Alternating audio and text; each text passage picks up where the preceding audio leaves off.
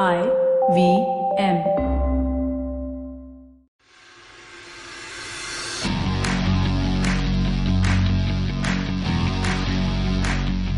Welcome to episode 64 of the Edges Sledges Cricket Podcast. We've had a great week of the Cricket World Cup and it feels like it's finally come alive. This week, DJ from London and Varun, myself from Madrid actually, I'm traveling again, are going to talk to you a little bit about the last week of the World Cup matches. So I'm going to do a quick summary before we start talking to DJ, who by the way was at the India-Afghanistan game, one of the greatest games I think to watch live, and he has lost his voice a little bit, so you'll have to bear with us, but it was all for a good cause. So where we left off last week is India had just beaten Pakistan very convincingly. I think there was a lot said, before the game. We dissected that, we spoke about it.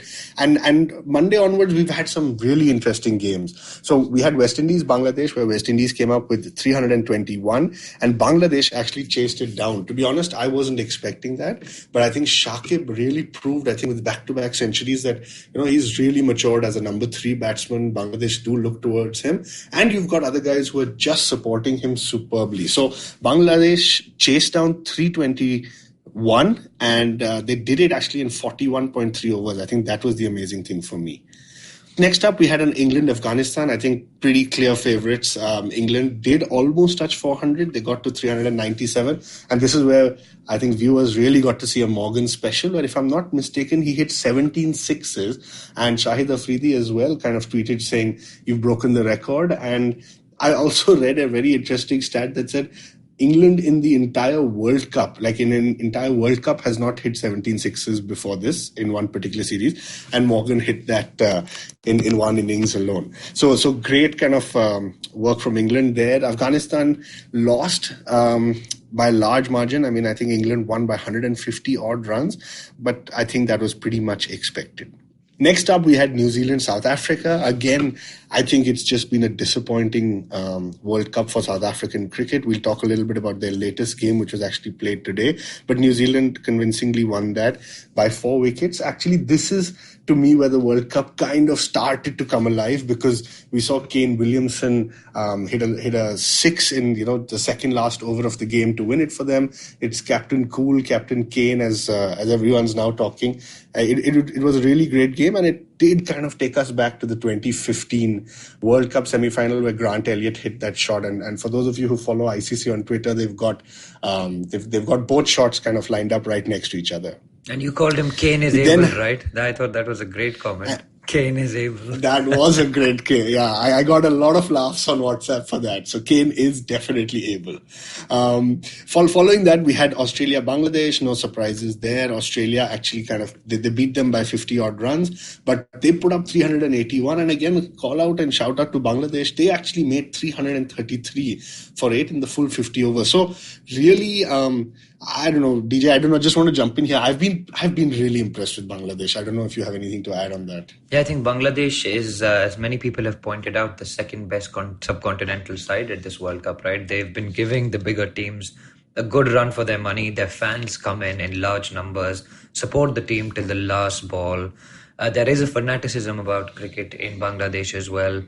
It is their number one sport along maybe with football. And I mean, I think Bangladesh have been doing very well, and their win against the West Indies kind of opened out the World Cup, and it only got better as the week went on. Unfortunately, they couldn't overcome a Dave Warner 166 and a Maxi special to beat Australia. They've only ever beaten Australia once, I think, in Cardiff with Ashraful scoring 100. But I think maybe Australia was a bridge too far. Absolutely. And I know a lot of us were actually rooting for Bangladesh, because I think if Bangladesh had beaten Australia, the World Cup table would have really kind of opened up. But anyway, moving on to the next game, England versus Sri Lanka. This to me was pretty much a no-brainer. I mean, I shouldn't be saying this, but to me, I kind of ranked Sri Lanka as the lowest team coming into this World Cup. I actually thought they may perform worse than Afghanistan. But of course, I was proved wrong when Sri Lanka actually beat England by 20 runs. And so from England's perspective, they've now kind of lost to Pakistan and Sri Lanka. I think two teams they weren't expecting. They've got 3 very tough games ahead of them against New Zealand, Australia and India. The other 3 in the top 4 of the table. And it was amazing to me. I don't know where kind of England lost the plot a little bit, because they had Sri Lanka at 3 runs for 2 wickets. Jofra Archer, Chris Wokes, Mark Wood, everyone was bowling really well. They restricted them to 232. I mean, the standout performance for me was really Angelo Matthews, who made 85. And then when England came out to bat, suddenly you had Malinga, and there were some pictures doing the rounds of Malinga in the dressing room, which I found really funny. But and talking about his fitness, but you had a situation where Malinga then came out and bowled his heart out, showed the opposition why he's kind of still as dangerous and lethal as ever. And he had Bairstow out for 1 run. The score was 1 for 1.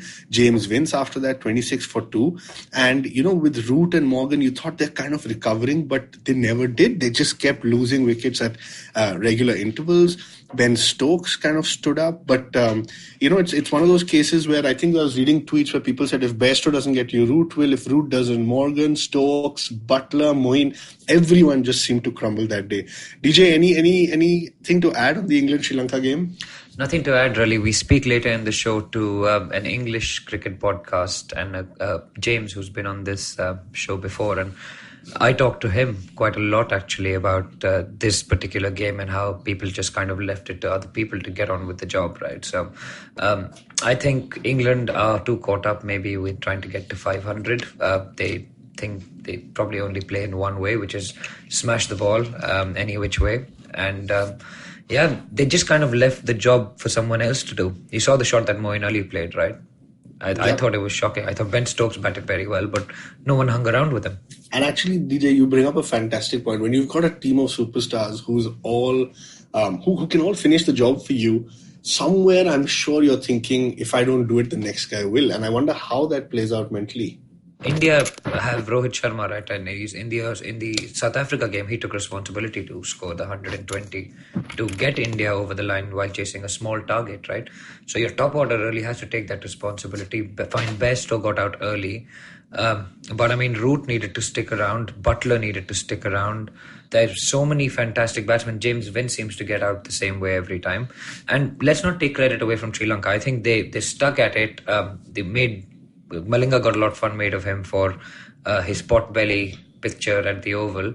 I mean, he just showed he didn't care. I mean, Mahela Jayawardene actually tweeted and said, people were making fun of this. Look what he's done to you guys. Yeah, and thanks for using the word potbelly, because I couldn't think of the English name for it. I was just thinking of thorns in my head, but thanks for articulating it. Pleased to be of assistance.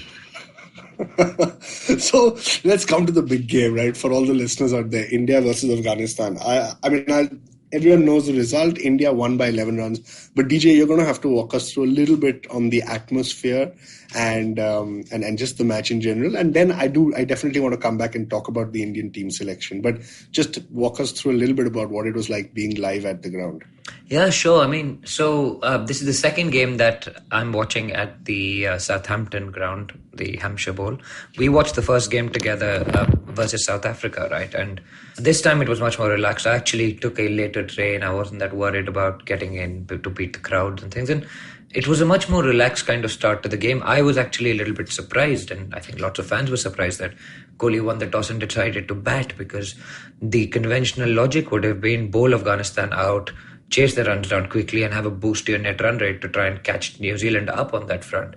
But Kohli actually won the toss and batted first. So I think the fans were a little surprised by that. Do you think with the top 4 being already cemented, pretty much cemented, do you think net run rate matters that much, or do you think it just comes down to on the day who you play? And maybe that could have been playing in Kohli's mind a little bit about not chasing net run rate. So maybe, I mean, that's a good point, actually. I've never thought of it like that. For us, it's always net run rate breaks ties between various teams, right? And maybe he's just looking at it like, we're going to be in the top 4. I don't really care who we're going to play in the top 4. We've got to beat everybody to win the World Cup. Maybe that's his thinking. Yeah, it's interesting, but I just feel like in the semi-finals, whether if we make it and we play Australia, New Zealand or England, I don't think it really matters at this stage. I agree. Maybe there's no easy semi-final. That's a really good point, actually. I'd never thought of it that way. There's no easy semi-final. Yeah, right? Anyway, yeah. No, good point. So anyway, we started off slowly again. We were 41 for no loss after 10. Rahul was batting quite nicely. I think 41 for 1 actually, because Rohit went early after 10 and Kohli came in. And I mean, the sound of his bat, right? The stadium was full by the time Kohli came into bat. And I think I tweeted that the sound of his bat was just incredible. He hit the ball so sweetly. It was like a crack going off his bat. It was like a gunshot almost every time he hit the ball. And did you see that video that I had sent you, or I think it was on the ICC website, of Kohli in the nets? It really did sound like a gunshot. Yeah, and he was giving commentary, right? He hooked it and he goes, perfect boundary. Like, what a guy. Legend. But anyway, he batted really well. But it turned out to be quite a tricky pitch to bat on. What disappointed me was the fans who went nuts. Let me tell you, if you thought Kohli got a big reception when he came in, Dhoni, when he came in, got a massive reception. It was incredible. The sound in the stadium when Dhoni came in was absolutely incredible. But because he played a slow innings, couldn't get going, he got booed. And the ball after the crowd, the Indian crowd booed him, he stepped out and got stumped for the second time in his career. So I was really, really disappointed by that. What was very interesting was actually the Afghan fans. And I mean, we had a great time with them. We posted some stuff on social media about us hanging out with the Afghan fans and stuff. And they were amazing. They all speak Hindi. They were fantastic. They were all in good spirit. And then the game got very, very tight right at the end. And it was played in great spirits. Incredible finish to the game with the hat-trick by Shami. But to be honest, I know you were slightly worried, but I never thought that India were going to lose that game. The gulf in class, I mean, Bumrah, Shami, even Pandya was bowling 140, right? You could see that the Afghan batsmen were hurried for pace. Nabi, truly exceptional innings from him. He could have got them over the line if he'd got them over the line, it would have been one of the greatest one-day innings ever.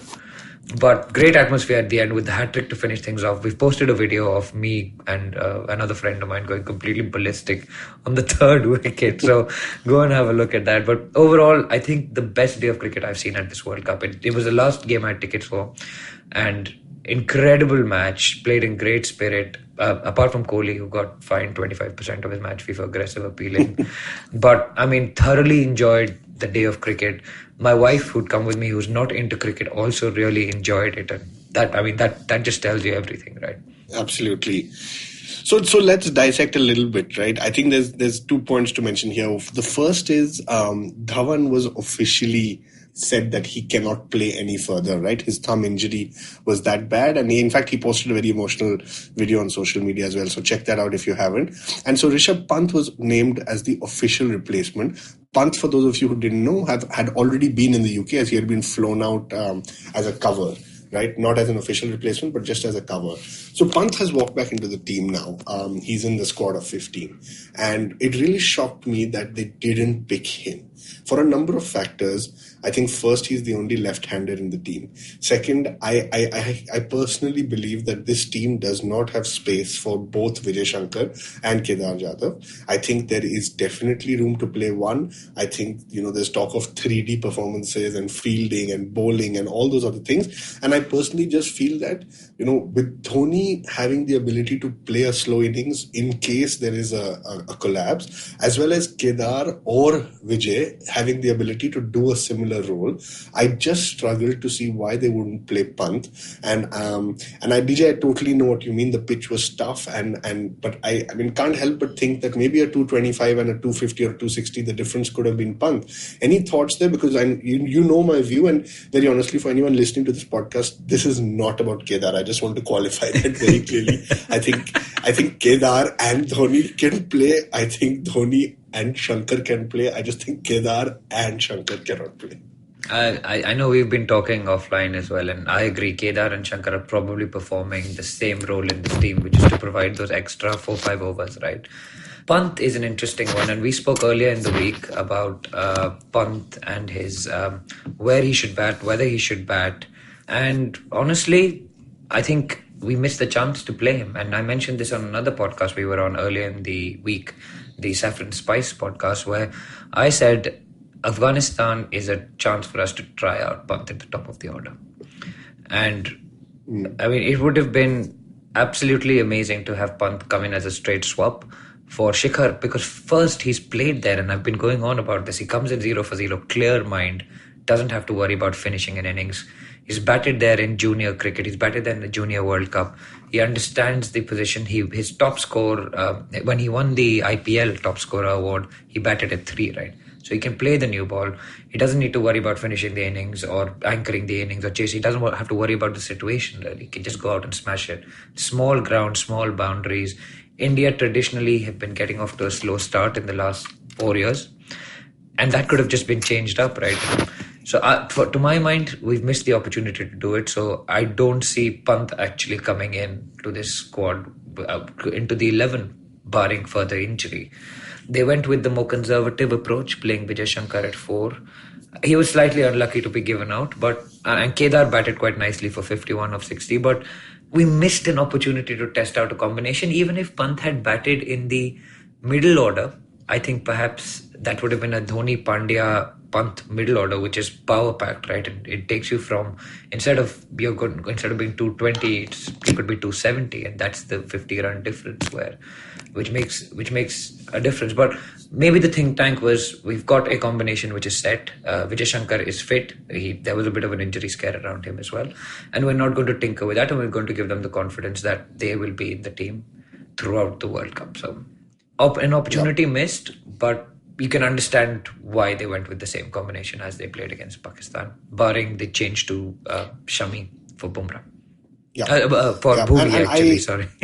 For Bhuvi, yes. I hear what you're saying, and I know a lot of people wanted Pant to open. I kind of worry a little bit. I think if this performance goes on for 1 or 2 more games, India's going to be forced to make that change, and that's not a position I want to be in. I'd rather make the change when you're doing well. So I think, DJ, it's interesting. I think you think Pant probably won't get a chance to play in the 11. I'm almost 100% certain he will if you have one more game like this. And so let's see. So we've got, I think we've played the least number of games so far out of all the teams. So we have enough games to go. I just worry that we should not be close to the semi-final and then start thinking about how to solve this problem. So we'll see how it goes. Of course, we've got two matches coming up in the week. And so it'll be interesting to see what strategy India takes there. Yeah, and your prediction last week is what I made fun of, right? Saying Pant is going to be in the squad and whatnot. And he said, next week he's being flown out to England. And I said I went, I had a lot of time on the flight here to Europe. So I went through our chats, and I just remember seeing in January, I had said he will fly out midway through the World Cup. And it's amazing how exactly midway through the World Cup. That is incredible. That is incredible. And if only your fantasy skills were as good as your predictive skills. Man, fantasy and travel doesn't work well, I think. So, unfortunately. Oh, excuses. Anyway, moving right along. Okay, moving on. Yeah, so last big game I want to talk about is West Indies versus New Zealand. Now, this was an absolute cliffhanger. I mean, West Indies, I don't know what to say. I think it was too much emotion when you was watching Carlos Brathwaite in the last over, hitting these sixes with Ian Bishop commentating. You almost felt like there is no way this can't work. He hit 100, he celebrated that 100, and then I think either the next ball or 2 balls later, he kind of hauled one out right to long on, and Trent Bolt took a great catch. New Zealand ended up winning that by 5 runs. DJ, that was absolutely heartbreaking for me. You can see I don't even know what to say as I'm talking about it. The incredible game. I mean, the fact that Brathwaite scored that 100, just absolutely incredible. The catch by Trent Bolt at the end as well. I mean, nerves of steel, man. Honestly, like inches from the boundary, just casually pockets it, wins them the game. And I think the sportsman spirit after that, shown by Kane Williamson and Jimmy Neesham. And Ross Taylor, I think, went up to him when he was on the ground. Incredible. And I mean, that's why we love the New Zealand team so much. But remember, this is the same team 2 World Cups ago that had a sledging match with the South Africans, right? When they knocked them out of the World Cup. You have to remember that. So they've suddenly gone from like these nasty creatures to angels in the image of Kane, who is able. So, I mean, very, very good to see. There's a second World Cup in a row that you've got an enduring sportsman-like spirit image where Kane Williamson, Ross Taylor, Jimmy Neesham consoling Carlos Brathwaite a little bit. Incredible scenes. Good for cricket. Absolutely. Great for cricket. And then the last game that was played today was Pakistan versus South Africa. Honestly, I felt this game was a little bit inconsequential in terms of the points table, but Pakistan ended up winning quite convincingly. And so they won by 49 runs. They scored 308 for 7 in 50 overs. South Africa played out the 50 overs, but could not, didn't get close. They were 259 for 9. And so effectively, this means South Africa's World Cup campaign is over. And they've seen everything at the World Cup, DJ. I think they've seen Duckworth Lewis. They've misunderstood rain scores in 92 and 2003. They've seen a last ball run out in 99.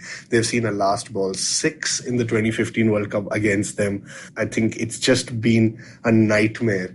And today I saw Alan Donald tweeted the same thing that I think we said on the podcast last week, or if we didn't say it, I definitely said it to you guys, which is, it's not about losing this particular World Cup. It's not about A.B. de Villiers being there or not being there. I think the challenge is for the next 4 years, there is no roadmap. Nobody kind of sees a way out of this.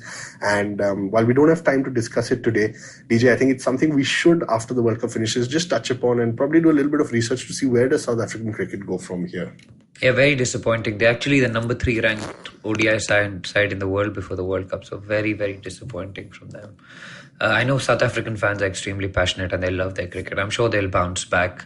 But until they win the World Cup, the bugbear of the World Cup the albatross will hang around their neck, right? The Joker's tag. Absolutely. And all of that. So I think this is the first World Cup they've come in, even though they're ranked 3, they've come in not as favourites. So yeah, I think there was not much talk about them going far. They've kind of come in and lost majority of their games. So it is very sad, but we just hope that they rebuild. Right. So with that, we've ended our weekly wrap-up. India has got 2 games this week, Thursday against West Indies and Sunday against England. Both prove to be, I'm sure, will be great games. And so this week, what you'll hear next is an interview with a West Indian fan as well as an interview with a English cricket podcast. I think it's called Cricket Badger. Hi, I'm Saurabh Jain from Bangalore, India. And you're listening Edges Sledges Cricket Podcast. I've been listening to this podcast for 10 months now and I really enjoy it, but sometimes I hate it, especially when India loses and one of these guys bitches about some particular player for some particular reasons. But yeah, overall I enjoy it, and please do listen to it and review it regularly. So with the India-West Indies game coming up on June 27th, another important game in the group stages for both sides, we have joining us a very special guest this week on Edges and Sledges. Joining us is Machel, who's based in the UK, but is originally West Indian. He's a teacher, a sports blogger, and of course, we got in touch because he often commentates with our friends at Guerrilla Cricket. So Machel, thank you for being on the show. Do you want to tell our listeners a little bit about yourself and your affiliation with West Indies cricket? Yeah, I mean, you've pretty much done a good intro. Was born in Jamaica and have lived there and mostly here for the majority of my life. And like all people from the Caribbean, follow the West Indies religiously, and more recently have started writing about the West Indies religiously. So, and I commentate a lot with Guerrilla Cricket, as you correctly point out. Excellent. We're big fans of all the work you guys do there, so we're really happy to have you on the show. So, as we've done with every team that India is about to play, India-West Indies is in 4 days from the time of recording this. We'd love to talk to you a little bit about West Indies' campaign as a whole, but then also preview the upcoming game a little. So, let's start a little bit with West Indies in general at this World Cup. So if I'm to try to summarize how I think about it, usually West Indies is one of the big sides for me. Obviously, they won the first 2 World Cups ever. Sort of coming into this one, they weren't even in the frame. I think they were ranked 9th, which means they had to qualify. How are you feeling about the journey West Indies cricket has been on for the last, call it, couple of years? And that's a loaded question, so I know there's a lot to dissect. Yes, there's certainly. I mean, if you include the last 4-5 years, there's too much to dissect. But in the context of the World Cup, depending on how much anybody knows about West Indies cricket, if you're well versed in the recent history, you can't be surprised at how poorly they've done in this World Cup. They haven't had the chance to build a squad. The squad they put together for this World Cup was hastily arranged in the last month or so before the World Cup even took place. So you can't perform in those scenarios. You've seen what's happened to Afghanistan. You've seen what's happening to Sri Lanka, even Pakistan themselves. Unless you are a settled side, you are not going to do well in a 10-team World Cup competition.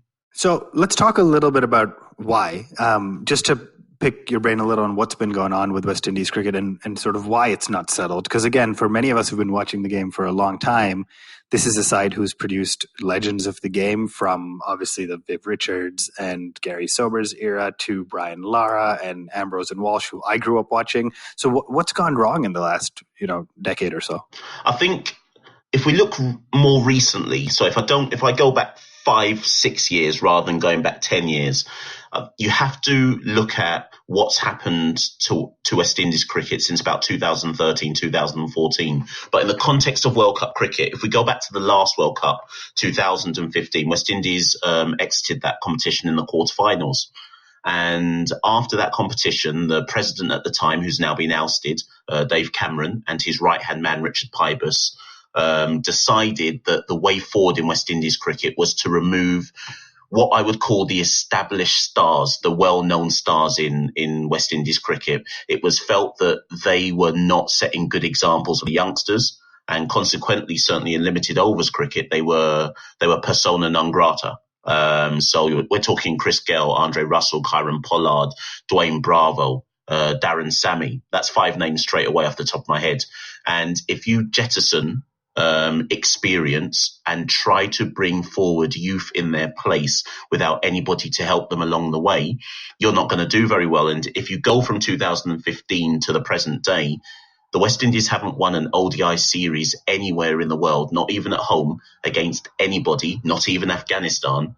So to expect them to have turned up to a 2019 World Cup belatedly with some of the established players back and overperform, I think, is asking a lot. And really, you've got to look at the decision-making that took place at board level that has contributed to this.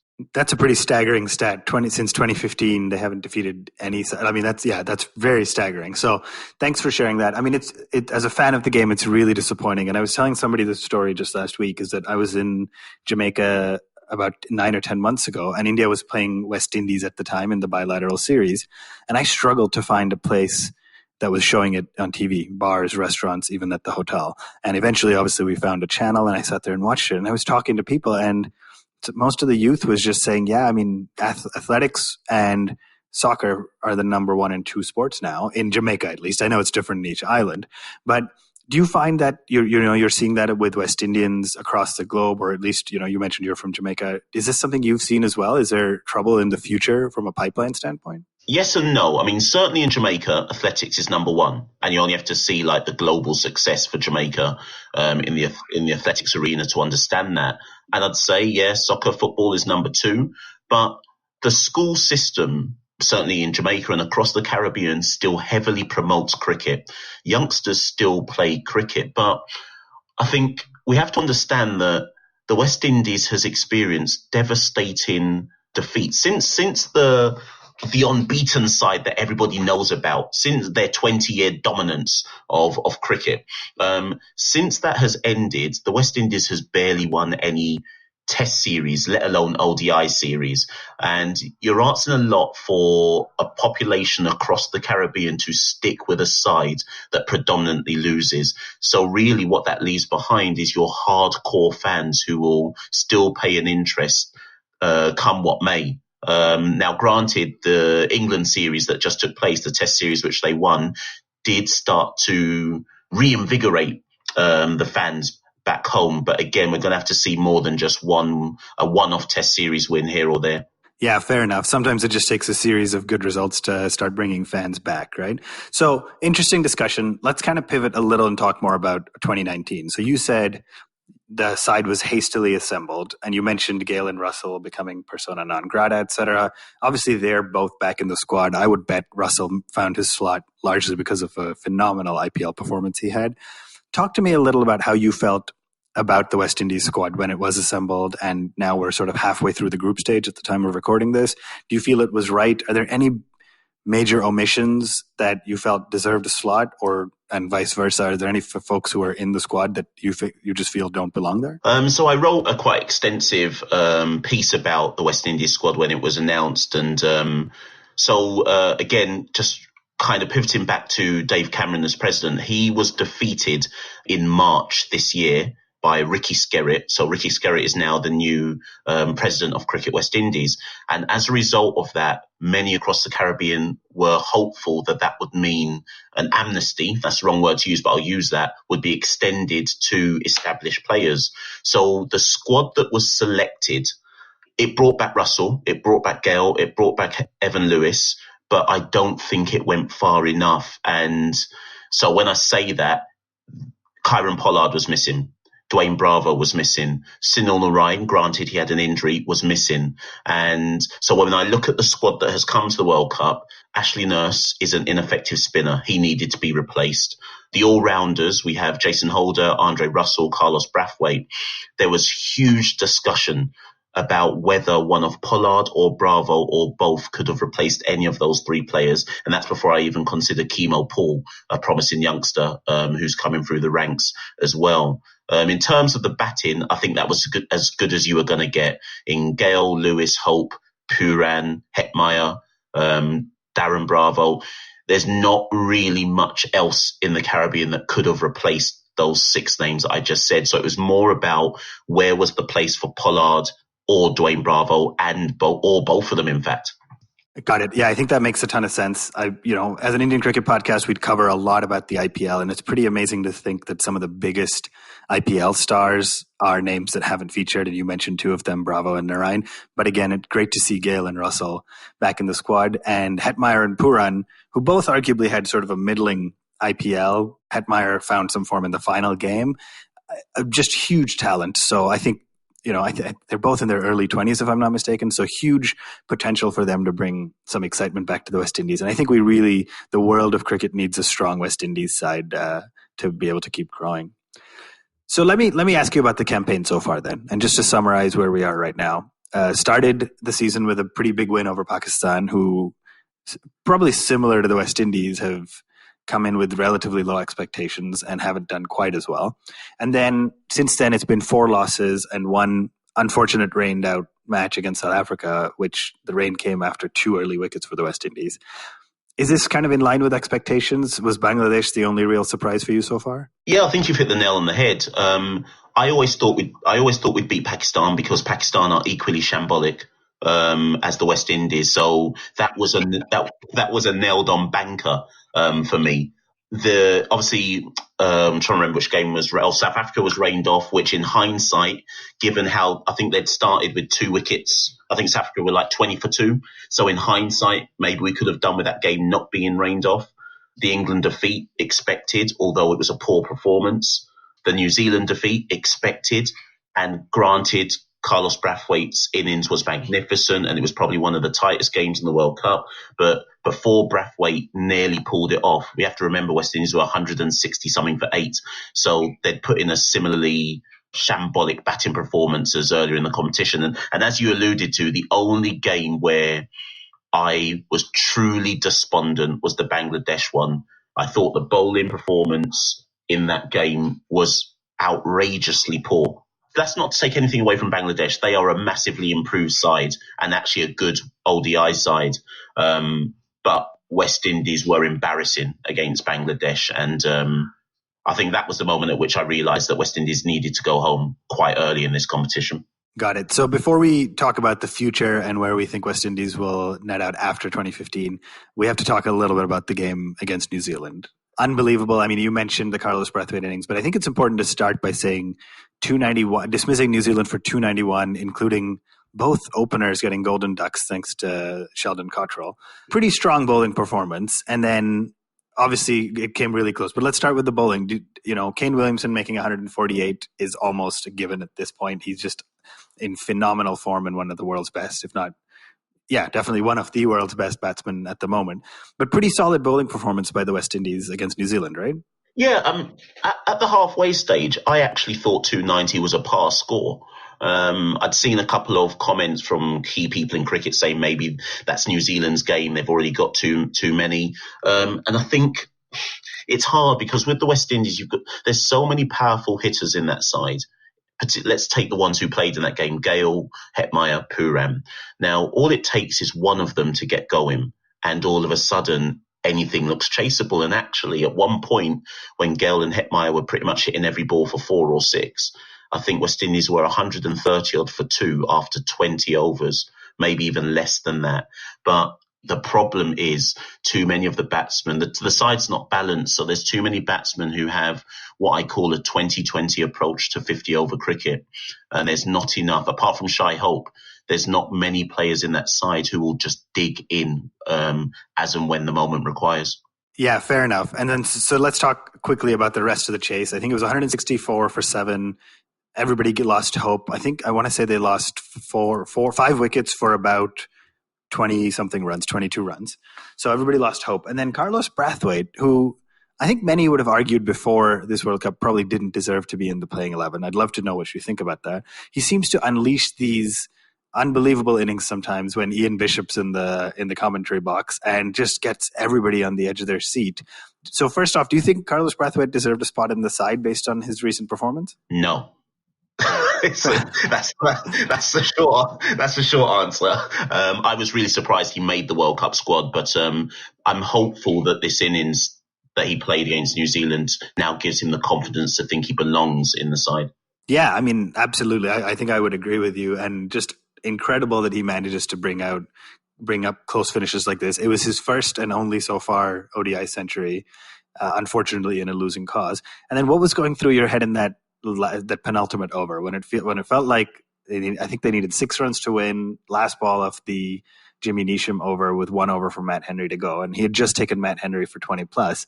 Should he have just gone for the singles, or is this what you sign up for when you have a player like Carlos Brathwaite? That's a really good question. First and foremost, I'll admit, by the way, that when Brathwaite first came in, I think after Gale got dismissed, I actually turned off. And that doesn't surprise me. And then after about 10 minutes, I said, no, I'm going to watch this to the bitter end. So when he got it down to, what was it, 6 off 8, I think it was. Yep. The problem is O'Shane wasn't going to get any runs. So I get what Carlos was trying to do. My only criticism is that there was still an over to go. So could he have taken it down to the last over to decide which ball he wanted to try and hit for 6 or maybe hit a ball for 4? But at the end of the day, the ball he tried to hit for 6 was in this slot. And I think we can't take anything away from Trent Bolt's fielding, because I actually thought it was an excellent catch. It really was. I mean, he was sort of leaning over the boundary. Even just the pressure at that point would have had a lot of folks, pushed up all over the boundary. So credit to New Zealand. They look incredibly clinical. We were all, at least those of us who were neutrals in this match, were all hoping for a West Indies win because it would have livened up the points table a little, but it is what it is. So let me ask you really quickly now, 2019 campaign winds down. I think there's still a mathematical scenario in which West Indies makes it, but it's very, very, very low probability. Where does West Indies cricket go from here? What do you want to see from them in the next 6 months or so as they revamp? Presumably Gale will retire. Where does it go from here? Yeah, and I'm glad you've mentioned the Gale thing. So I think the last 3 games really are about giving Gale the rightful send-off he deserves. I will be very, very surprised if Gale doesn't retire after the final match. He may still play 2020 international cricket. I'm not so certain. But I think moving forwards, they just now need to decide after this World Cup finishes, what is the plan for 2023? Just like they've done with the Test team, who have slowly improved over time, they need to establish who are the core they're building around. What role do these players actually have in the side, as opposed to just, you are the best players we've got, now try and work it out. Who's the finisher? Who is the anchor in the team? Who is the consolidate? Like, they need to establish what are the roles in the ODI side. They need to think about the captaincy. I'm not convinced Jason Holder should still be ODI captain. And I suspect, here's a scoop for you, I suspect Phil Simmons will be the West Indies coach in the near future. West Indies' next series is actually against India at home. So I think we'll have a clear idea in that ODI series versus India as to what's happening next. Interesting. You heard it here first. Phil Simmons to be slotted in as West Indies coach. I'm excited about the upcoming series after the World Cup because they play their first couple of games in Florida, and living in the US, that should be easy for me to get to. So I'm hopeful I can go watch them, but we'll cross that bridge after the World Cup. Finally, Machel, before we wrap up, 2 quick things. Number 1, prediction for India versus West Indies. How's that one going to go? India to win. because I think the spinners will essentially spin the West Indies out quite easily. I'm hopeful West Indies puts up a good fight because, again, I think we all need a strong West Indies cricket team for the future of the game. And then finally, as we get to the business end of the World Cup, as they say, Machel, your predictions for the top four and then the finalists and winner? So the top four's kind of been decided since about, 3 rounds of games ago. I think if we're all being honest, we all kind of knew that it was going to be these four a long time ago. So I think recently on Guerrilla Cricket, I said that the one team nobody should want to play in the semi-final is India. But then similarly, let's look at it from an Indian perspective. The one team India should want to avoid in the semis is England. If they have to play England, make it the final. So I see India getting to the final as long as they don't play England in the semis. And then, don't know who. I'm going to go India-Australia final. All right. Fascinating. I think others have said that too, but living in England, I'm intrigued that you didn't pick England for the finals, but we'll see how that shapes out. Machel, thank you very much for joining us on the show. If our listeners want to hear more from you, how can they find you? You can find me on Twitter. The handle is Mash St Paddy, Mash STPADDY. Or you can obviously find me on Guerrilla Cricket, commentating on every game. In fact, I'll be commentating on India versus West Indies this coming Thursday. Excellent. Always a great alternative to the frustration of television cricket commentary. So give Guerrilla Cricket a listen. Thank you for joining us. That wraps up our interview about the West Indies, which is India's next game on June 27th.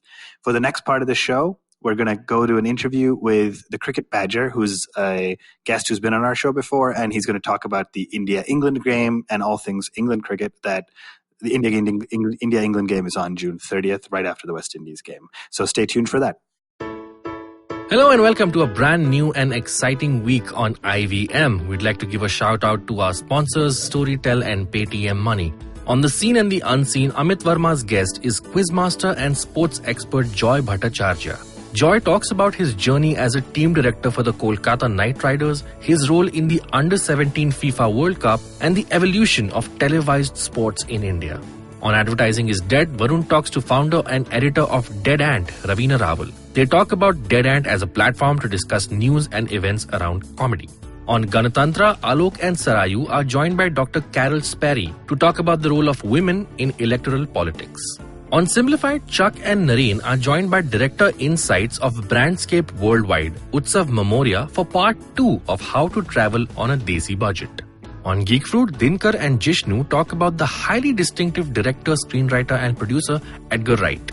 On IVM Likes, IVM staffers Abbas, that's me, Darius and Madhuri are discussing the highest IMDb rated series Chernobyl and also delve into the phenomena of grief watching. On the Habit Coach podcast, Ashton talks about the beliefs of bad and good habits and how a habit that is bad for someone can be good for someone else. On our Kannada podcast, Thale Harate, Sri Ranjani speaks to Ganesh Chakravarti and Takshashila Institution's Soumya Nandan and her endeavor to revive the interest of ancient board games in India. On Equity Sahi Hai, Srinath Mithanthaya, Senior VP at Motilal Oswal AMC, talks to Anupam about value migration and how it's different from value creation. And with that, let's continue on with your show. Joining us this week is another friend of the podcast. It's the Cricket Badger Radio Show podcast, and we've got James back again. James, how have you been doing since the IPL? I'm very good, thank you. I enjoyed the IPL thoroughly, and wall-to-wall cricket in England with the World Cup is fantastic. For a cricket badger like myself, it couldn't be any better. Yeah, so you've been covering the game for various forums. Obviously, your podcast is doing really well, and congratulations on that. How have you found the World Cup so far? Have you enjoyed it? I've loved it. I've been looking forward to it. It's one of those things where you know it's on the horizon and it comes ever closer. Looking forward to it starting. Obviously, the squad's getting announced and all the warm-up games, but as soon as it started with that England-South Africa game, just been consumed by it completely and loved every second of it. And I think it's just getting better as we go through. I mean, usually tournaments do kind of really big towards the end. And I think over the last few days with the England defeat and then obviously yesterday's matches with Afghanistan pushing India right to the wire, and the game last night, obviously we're talking on Sunday, but the game last night which saw West Indies get so close. You know, Carl's Brathwaite's innings was incredible, and just a few more inches on that shot, that would have been a truly incredible result against New Zealand. New Zealand will be very relieved to get over the line, but we're seeing some really entertaining cricket. Absolutely agree with that. And I must apologize for my sore throat because I was at the India-Afghanistan game yesterday, and that hat-trick, I think, was the last straw for my voice. So let's unpack the tournament a little bit, right? So let's talk about the format first. There's been so much chat about the format, how it's been a little bit boring. The games haven't been competitive. Yesterday, I think the tournament came alive properly. And as you pointed out, England's losses have made the league table a little bit more interesting. So let's start with the English squad, right? So taking it back a couple of months, dialing it back a couple of months, Alex Hales was left out of the squad. What did you make of that? Alex Hales was left out of the squad, obviously on the recreational drugs thing, and I've got mixed feelings. I mean, Alex Hales has been a silly boy. He was involved in the Bristol incident with Ben Stokes, and I think got off quite lightly, considering he was quite heavily involved in that incident as well. People refer to that as primarily Ben Stokes' misdemeanor, but Hales was very complicit too. And obviously then to have the second failed recreational drugs test is not good by anybody's measure.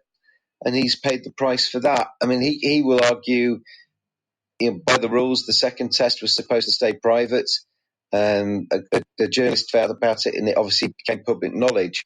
And then obviously the ECB had to try and make a decision on whether it overshadow England's progress and whether Hales should be to that squad. The England team, I think, judging by what people have told me, Hales wasn't the most popular of that England squad, and the England team decided that it would be better to travel on into the tournament without Alex Hales. But obviously that's been highlighted a little bit more. Jason Roy's been injured, and England's opening situation, Bairstow is the only constant. James Vince has come in.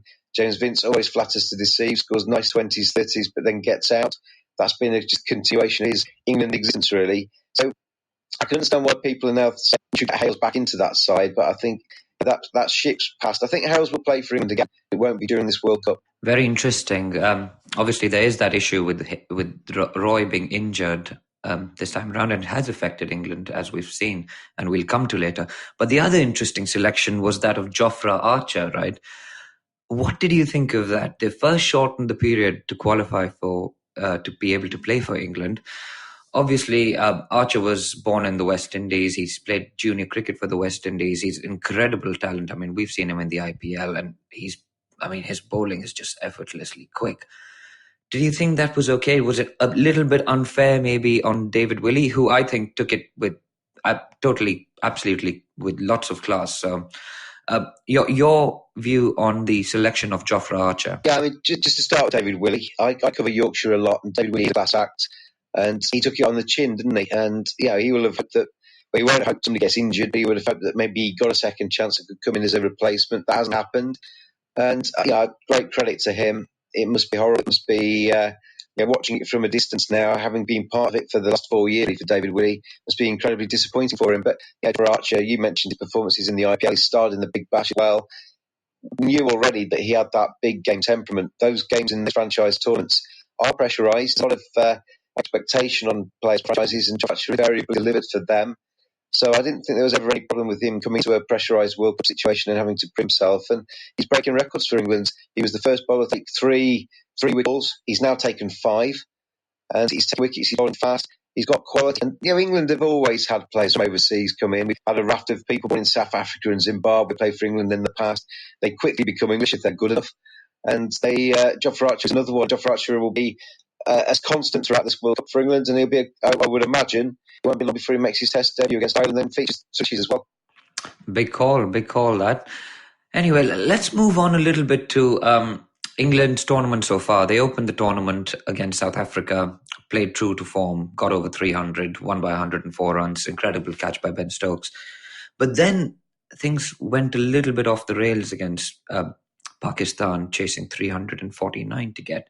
They came close. Pakistan only won by 14 runs, but that didn't go to plan. Things then went back to kind of template with England getting nearly 400 against Bangladesh and beating them convincingly by another 100 runs. The West Indies game, again, chased down 212 quite easily. Afghanistan nearly getting 400 again. But then Sri Lanka, and that I think was the big shock of the tournament for me. Pakistan, the Pakistan game, you never know which Pakistan turns up, and you could kind of see England almost a little bit surprised by the Pakistan that got 350 nearly and they failed to chase it down. But the Sri Lanka game, chasing only 232. What did you make of that loss, James? And how difficult has it made England qualifying for the semis, keeping in mind the 3 games that they've got to play are against India, New Zealand and Australia, teams that they haven't beaten in a World Cup for 27 years? The world's changing, isn't it? One-day internationals have changed. The mentality of one-day cricket has changed, and England have led the line, really, in getting 400, getting 300 plus very regularly. They've dominated series that they've played in the past. But when you're playing a team over 5 matches in the series and you come out winning 4-1, it looks like a dominant result. But England have lost to a lot of teams as well. Those ones, in a 4-1, the team gets the one win. And when you're playing a 5-match series, the pressure isn't necessarily always on. You played this attacking brand of cricket, you played during a one-day series, but you've always got a second chance. If it fails on the Sunday, you're playing another on the Tuesday, playing them again on Friday, or whatever it's been. Whereas these games in the World Cup are very much one-offs. If you fail against Pakistan, if you fail against Sri Lanka, you get the points, and you are then up against it. And as you say, the 3 matches that England have got left in the tournament aren't easy. England against Australia is always a special occasion. In India are a very strong side, and I think New Zealand are an exceptional team. Basically they've got all bases covered. I was trying to explain it to her. I had a lift with a Pakistani taxi driver the other day, and we were talking about the travail of being a Pakistan fan. And obviously Pakistan, as you said, can be fantastic, but can be also very, very poor. And the way I tried to explain it to him was that you've got 11 players on the pitch. New Zealand, they play greater than their parts, so effectively New Zealand have 50 players on the pitch, despite there's 11 bodies. Pakistan have 11 bodies on the pitch, but they play like there's 6 people because they have less than the sum of their parts. They've got some terrific players, but they don't necessarily combine and gel as a side. So they have got it all to them when supporting England in cricket. It would have been a huge surprise for England to win 9 games and sail through the semi-finals into the final and win this comfortably. And in a way, you wouldn't want that. You want it to be difficult. It's a World Cup. It should be difficult. Pakistan, obviously, that victory for them was very good performance. And in that series against Pakistan, England never had it all their own way. They came out winning 4-0, one game rained off. But all of the games in that one-day series were quite close. And it wasn't a massive surprise to see Pakistan just their game a little bit against the English and win that game. The game at Headingley against Sri Lanka, I commentated on that. And we were finding it hard to work out what a good score was on that pitch. And it turned out that Angelo Matthews really read the pitch very, very nicely. He batted a long time. He seemed to waste a lot of balls and be very patient and possibly overly patient. But as it turned out, he read that pitch very, very well and thought, if we get up to about 230, we've got a chance in this because our bowlers can put pressure on England. And England's response, it's that kind of, if you live by the sword, you die by the sword mentality, isn't it? And, generally speaking, England go out, they chase down big scores, and they play very attacking cricket, and it's exciting stuff. But if you play that way, sometimes it doesn't always work, and it didn't work against Sri Lanka. I thought the selection at times was poor.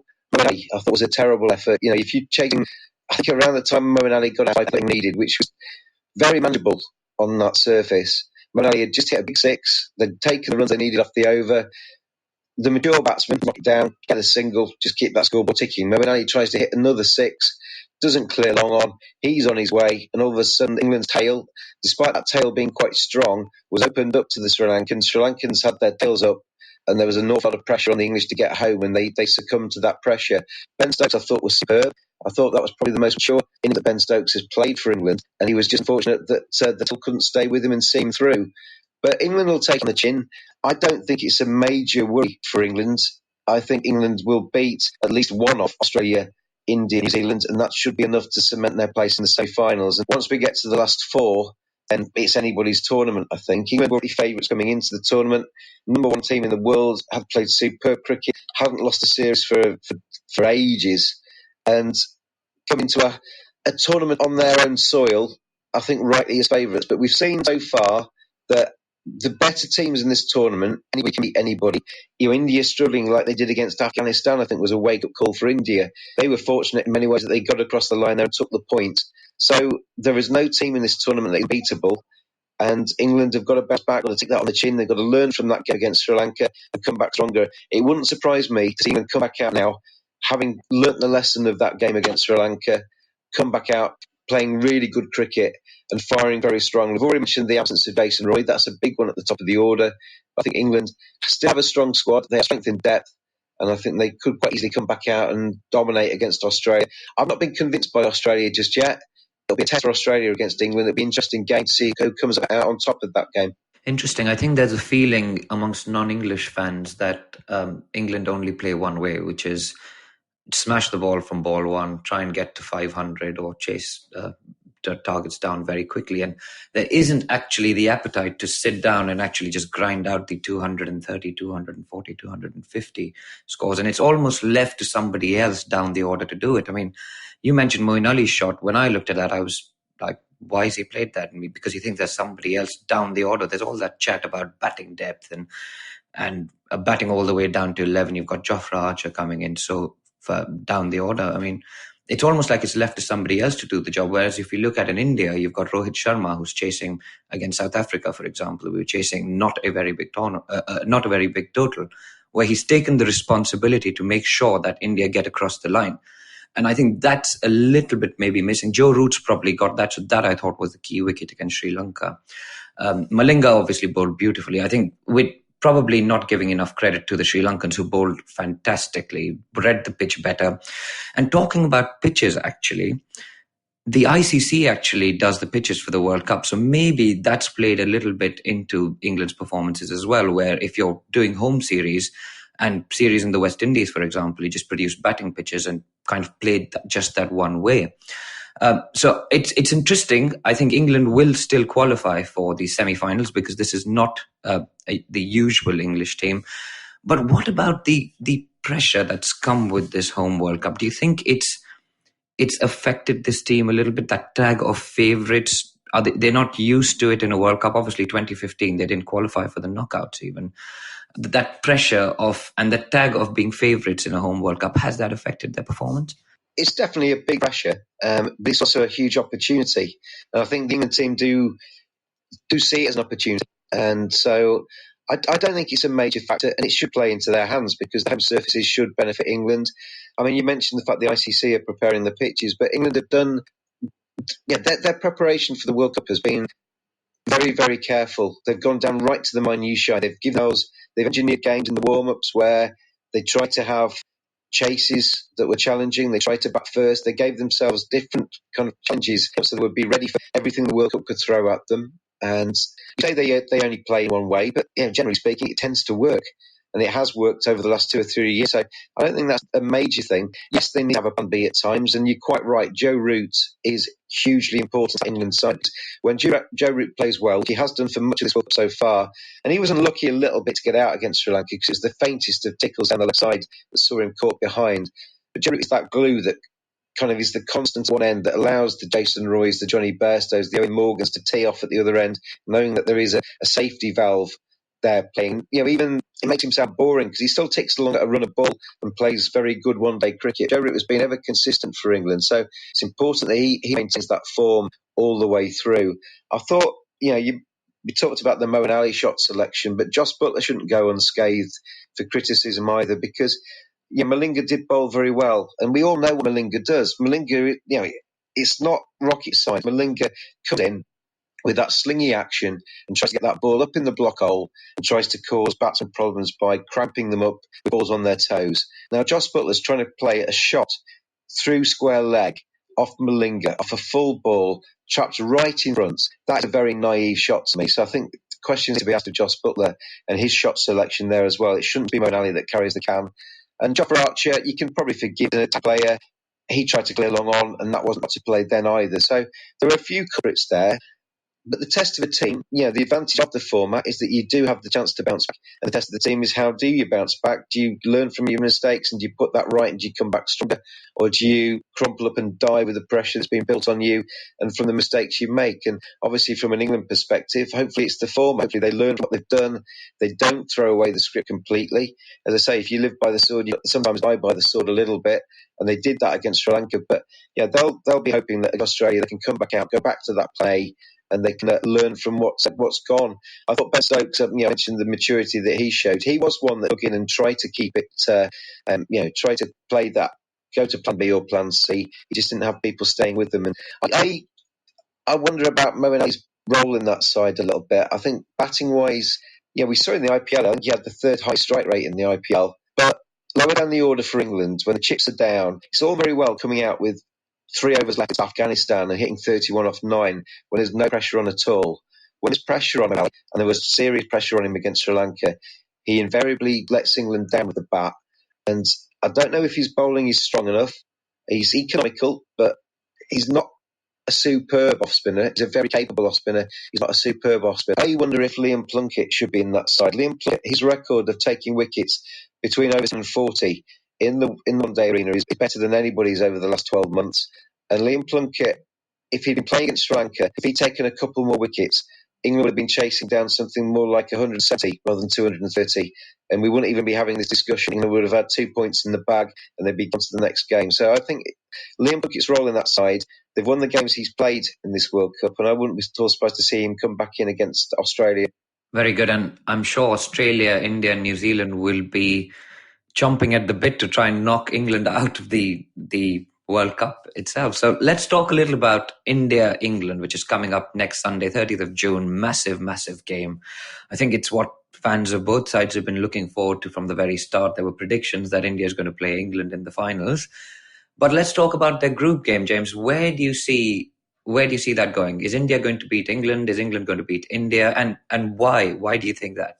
Yeah, two very, very fine sides, I think. And if both sides play to their very, very best, it is a very difficult game to call because you've got big, big pluses on both sides and in both camps. Yeah, we've gone through England to a large degree, but Joe Root has been superb. Johnny Bairstow obviously gets them off to a good start most times. Owen Morgan's innings against Afghanistan shows what he can do. And with the likes of James Buttler and Ben Stokes in that middle order, the firepower of Mark Wood and Jofra Archer, with Chris Wokes' reliability and Adil Rashid's spin, England have got pretty much most bases covered. So I don't think England fans need to get too alarmed just yet after that defeat to Sri Lanka. But going through India's sides, yes, they are fantastic, and they're quite rightly just on England's heels as number 2 side in the world. But we saw against Afghanistan, and I'm not just saying this after the end, I did this in my previews, that the top order for India is fantastic. Rohit Sharma, one of my favourite players. I'm a bit of a Mumbai Indian fan, and I like Rohit a lot. And we've seen him in superb form in this World Cup. Virat Kohli, best batsman in the world. I don't think there's any doubt about that at the moment. And him coming in at number 3 is a huge plus and would be for any side. MS Dhoni, etc. So the top order, tick, tick, tick, all of the bases covered. But I think as we saw against Afghanistan, if their opposition can get 2 or 3 early wickets against India, India's tail is quite long. Hardik Pandya coming in at number 7. Now, we know what Hardik Pandya can do on his day. He can be destructive. He can score a very quick century. But you wouldn't want him to be batting for your life. And he can also get out quickly. So him coming in at number 7 is a little bit of a kind of can go both ways.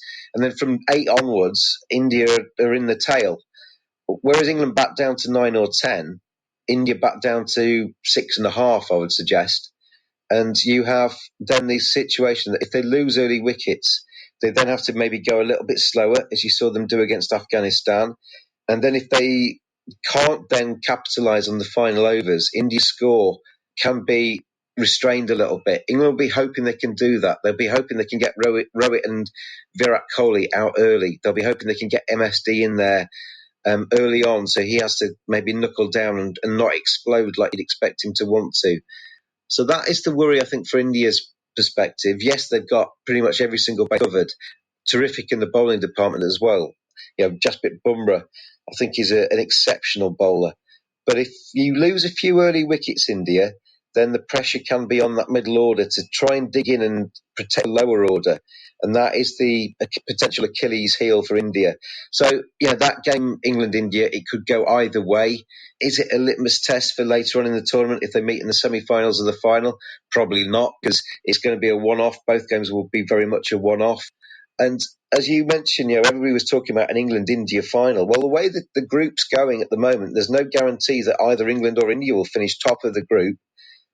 India have got a fairly challenging run in as well, playing some of the big sides too. It wouldn't surprise me at all if either Australia or New Zealand ended up being the top of the group, and we could yet see an England-India semi-final. If they finish 2nd and 3rd in the group phase, then it could be England-India in the semi-final and not the final, which would be would be a huge semi-final for both sides. So asking me for my prediction for England-India, it's a very tough one to call. I think England will bounce back from that Sri Lanka disappointment. England tend to raise their games against the big sides at the moment, but you can't discount India. India have got to take the lessons from that Afghanistan game too. They were lucky, I think, to get the 2 points. Afghanistan showed what they could do when the tail's up and when they're confident. They just didn't have the nous to get across the line in that run chase. The experience wasn't there to just get enough runs to get across that line. If India have the same kind of challenge against the likes of New Zealand, Australia or England in this tournament, they do have the experience to get across the line, and India might find it slightly more challenging to get the points or to get the progress through the semi-finals or indeed the final. So there's a lot of questions to be answered, I think, about all of the teams at the top end of that group. New Zealand got every single base covered, but are they quite strong enough and consistent enough to go all the way? Australia's spin department is almost non-existent. I'm not a massive fan of Adam Zampa in English conditions, and Nathan Lyon is a test bowler and not a one-day bowler. Very dependent on David Warner and Stephen Smith at the top of the order. Glenn Maxwell, who can win matches on his own, can also be non-existent in a game. And we've mentioned India's frailties and England's frailties. So every side's got its plus points and every side's got its negative points. And it's going to be fascinating over the next few weeks to see who can get most of the positives across and who can try and minimise the negatives. So you're sitting firmly on the fence then, James? Sounds that way, doesn't it? It sounds that way. I think, it's going to be a terrific atmosphere. As you know, the Indian support will be huge. There'll be a lot of people. Yeah, it'll be like a home game for them. Exactly. Almost. There'll be a lot of English fans in the crowd too. So it's going to be a terrific atmosphere.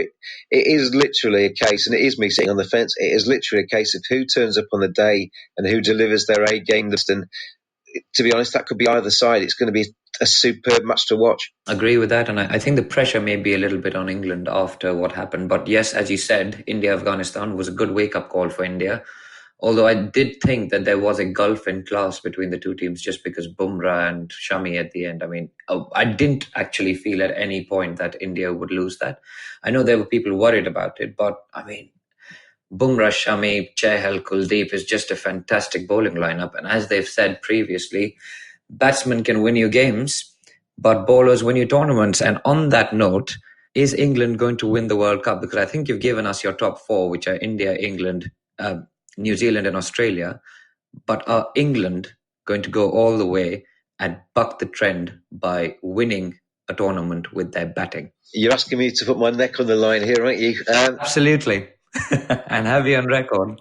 England were my pre-tournament pick to win the World Cup, and nothing's changed. The advantage of the round robin nature of the group phase is that you can have a couple of poorer performances and get away with it. England have had that. The worry going into the World Cup was if they got to the semi-finals and had that bad performance, there wasn't a second chance. And obviously that is the same for every single side. If India have a terrible semi-final, New Zealand, Australia, the same applies. They're on the plane home. So, the same rules apply to all of the sides. I think England have got it in their locker to a lot of big performances still to come in this World Cup.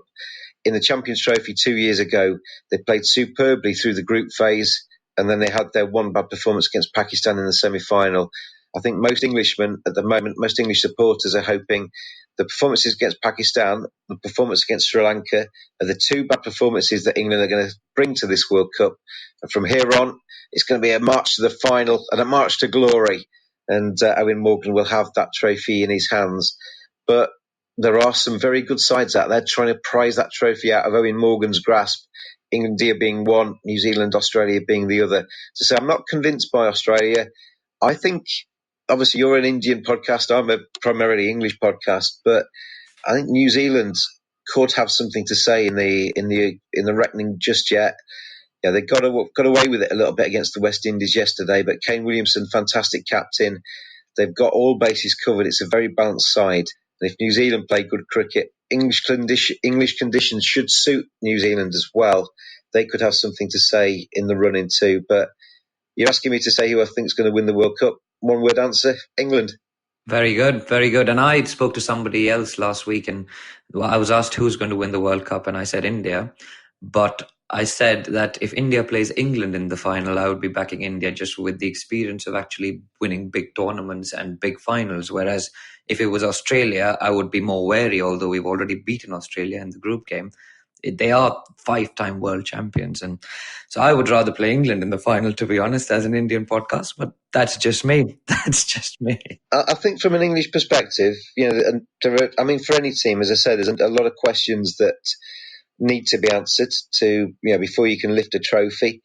I think from an English perspective, if you're going to be brutally honest, the batting's very strong. The bowling, I think, is excellent. I think Adil Rashid adds a huge bit of variation there, but Jofra Archer has brought a little bit of stardust to that side as well. So I think across from 1 to 11, player-wise, there is plenty of talent there and plenty of reasons to believe. The big question, and the reason that some teams attain greatness and some teams kind of disappear and are slightly disappointing, is can they stand up when the chips are down? It's like the golf tournament, isn't it? Where Tiger Woods is middle of the 18th fairway. He needs to get down in 3 to win the Masters. A champion hits it out the middle of the golf club. It lands 10 feet from the hole. He puts it down in 2 and lifts the trophy because he's got it between the ears. He's got that mentality. He's got that champion's belief. Now, when the chips are down for England, if they get to the final and it's that final over, Chris Woakes maybe has ball in hand, Virat Kohli's on strike, 12 are required. Which one is going to be the champion? Can Chris Woakes deliver those 6 Yorkers and seal it for England? Do England really believe they are the best side in the world? They are the questions that England have got to answer over the next few weeks before they have the trophy in their hand. Hopefully, the answers from an English perspective will be yes, yes, yes, yes, yes. And they have a team of champions and we're celebrating success and going into the Ashes with a World Cup on the mantelpiece. But, champions, they have to earn it. And England, I think, are the best one-day side in the world. Do they have it between the ears? Do they have that champion's mentality? Only time will tell. Absolutely. And I'll leave you with one thought, which is if Kohli's batting the last over, it's not going to be 12 to win. The game would have been over in the previous over. But anyway, you say that. We will find out, won't we? I've been really critical of Virat Kohli. He's on about 250 if he's batting in the last over. If he's batting in the last over, he's got a few runs to it under his belt, I would imagine. I've been critical of Virat Kohli. I'd like your opinion, actually. I'd swing this podcast. It's your podcast, but I was going to swing it around on you. I think Virat Kohli, I've already mentioned, I think he's the best batsman in the world. I think as a statesman, kind of leader in India's camp, I think he's excellent. He's changed the culture behind the scenes. He's says the right things in terms of how he wants cricket to appear. He cares for the test arena, which I applaud. I think as a leader inside the game, I think he's excellent. I think on the pitch, though, I don't think he's a fantastic captain. I think his tactics, I think he tends to be a little bit reactive rather than proactive. I don't personally like a captain who is too heart on sleeve. I think with Virat Kohli, the reason the camera pans to him almost after every ball is because the blood vessels in his neck are pumping. His fists pump after every single close call. When there's a wicket, he leaps 6 foot in the air. I like the even keel captains. Michael Vaughan in the 2005 Ashes, the camera panned to him. You couldn't tell if England were winning the Test match or if England were losing the Test match. Owen Morgan's quite even keel. Kane Williamson, very, very much a steady hand on that rudder. For me, Virat Kohli is too much up and in your face and up and at him and too angsty. If I was one of his players, I'd be looking at him all the time thinking, flipping heck, he's casting me a foul stare there. Be quite nervous of how he was as a skipper. A terrific player. I think you can have him as your vice captain, have him in your ranks, and he would offer just as much to your team. For me, Rohit Sharma would be a far more level head to have as captain of India. I'd be very interested to hear what you think of that.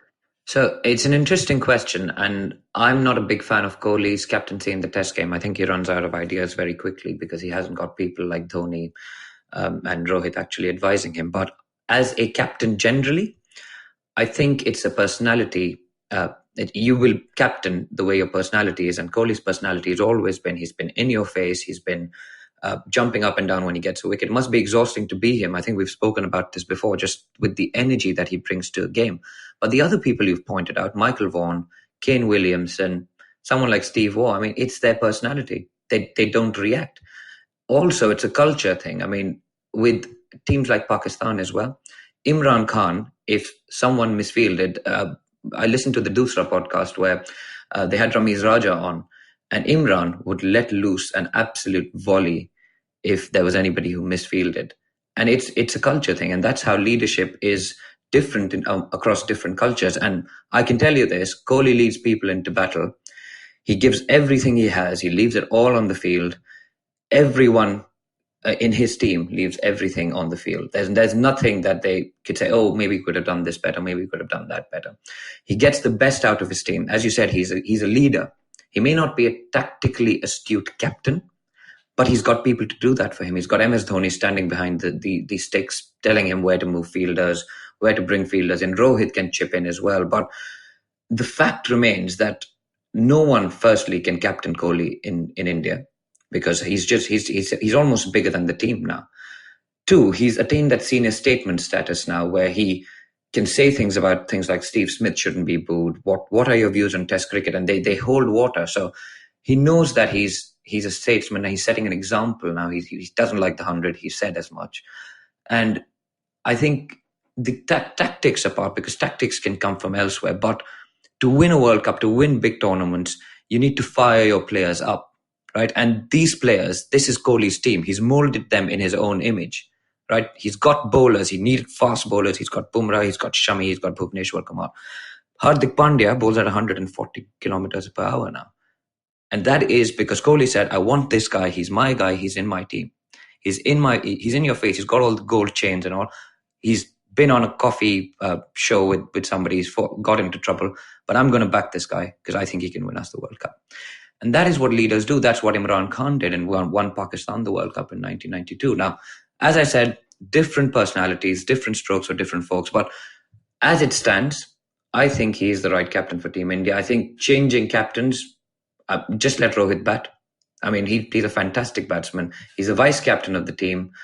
He doesn't play all formats, so that's quite tricky. But I think Kohli, as you said, is a great leader. Maybe not up there with the most tactically astute captains in the world, but he doesn't need to be if he can win India the World Cup.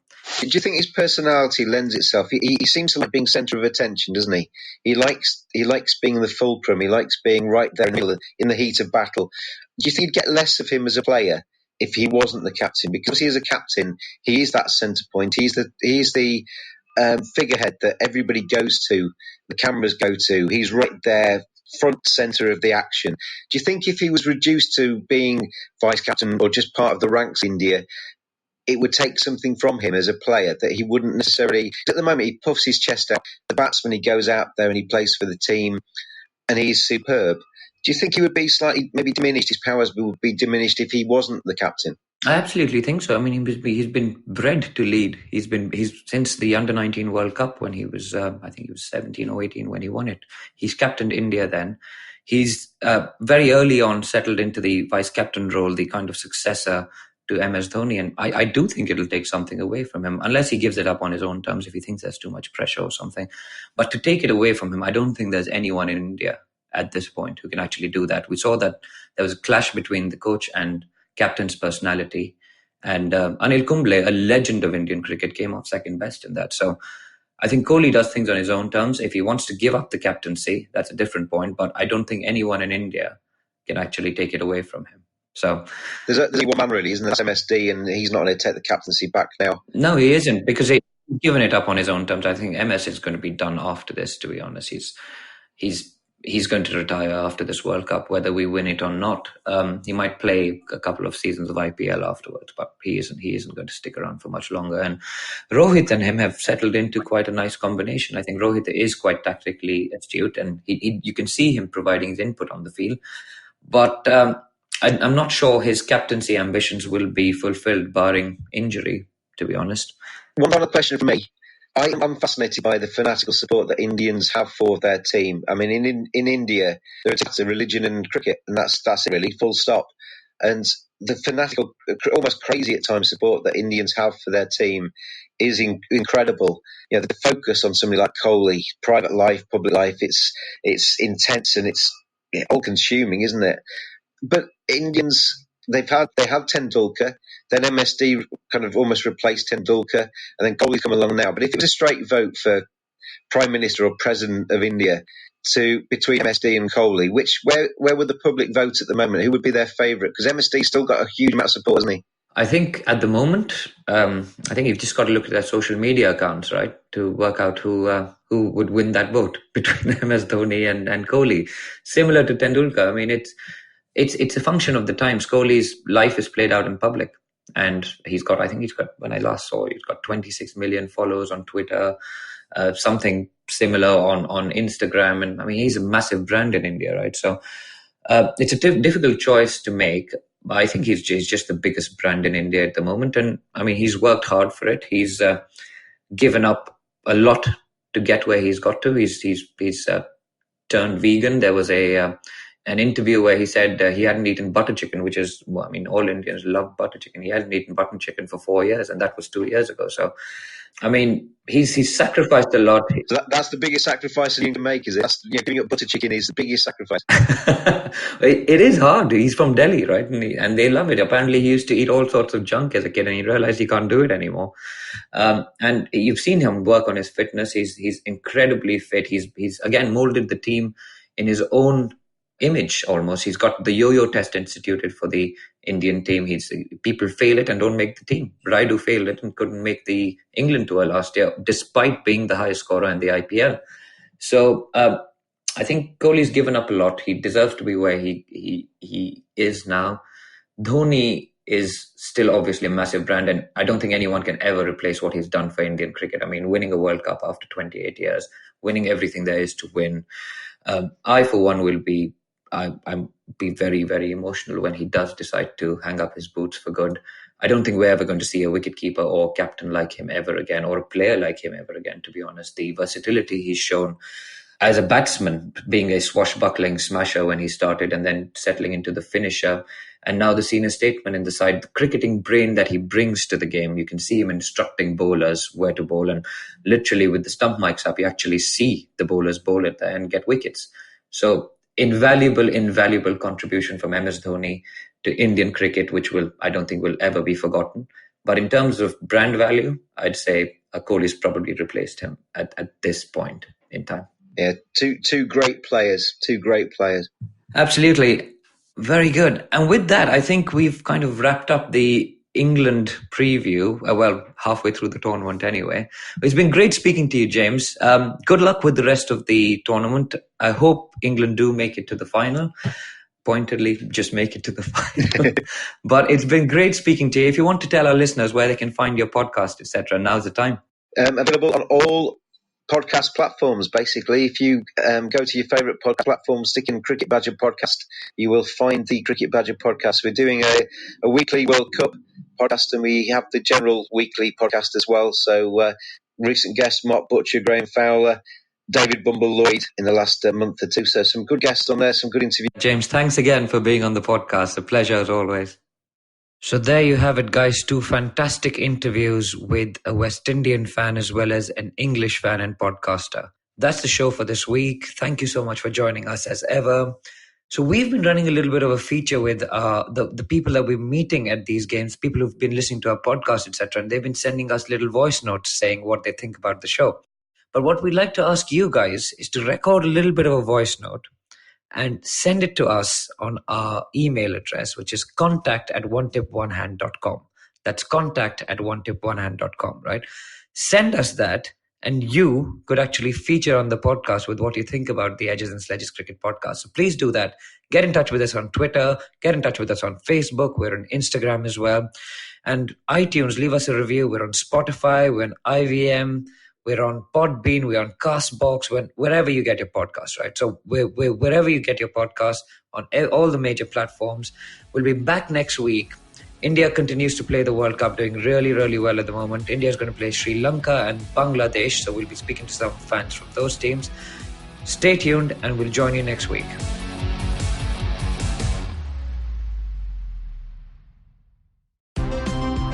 Look! Up in the internet! It's a meme! No! It's a cat video! No! It's the Geek Fruit Podcast! That's right. We interrupt this riveting broadcast to tell you about our show, The Geek Fruit Podcast, where Tejas, Dinkar and I, Jishnu, talk about everything in pop culture, including DC, Marvel, Star Wars, Netflix, and everything in between. You know how your friends hate it when you ramble about some nerdy crap and you just want somebody to listen to you? Well, sorry, there's nothing we can do about that, but come listen to us ramble and it'll almost be like the real thing. Kind of.